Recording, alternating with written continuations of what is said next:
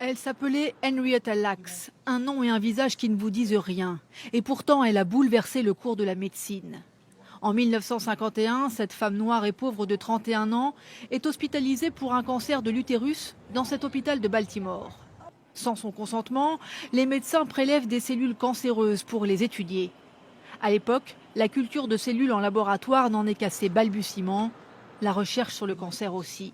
Surprise, les médecins découvrent que les cellules d'Henrietta sont porteuses d'enzymes uniques et qu'elles peuvent se cultiver à l'infini hors du corps humain, ce qui n'avait jamais été possible auparavant. Pour la science, c'est une opportunité extraordinaire. Ces lignées cellulaires pouvaient se reproduire de façon illimitée. Et immédiatement, elles ont été distribuées aux scientifiques du monde entier.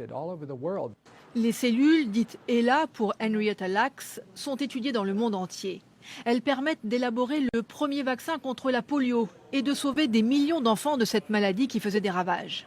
Dans les années 60, elles sont même envoyées dans l'espace avec les premiers satellites pour tester les tissus humains en apesanteur. Aujourd'hui encore, elles servent à la recherche sur la leucémie, le sida, le clonage. C'est impossible de mesurer l'importance de ces cellules pour la science. Chacun d'entre nous a d'une manière ou d'une autre bénéficié de la recherche sur ces cellules. Aujourd'hui, les descendants d'Henrietta Lacks viennent d'obtenir une grande victoire, car depuis 60 ans, ces recherches et les bénéfices engrangés leur ont totalement échappé. Ils ne réclamaient pas d'argent, juste un droit de regard sur l'utilisation de cet énorme héritage scientifique. Les services de santé américains leur ont accordé.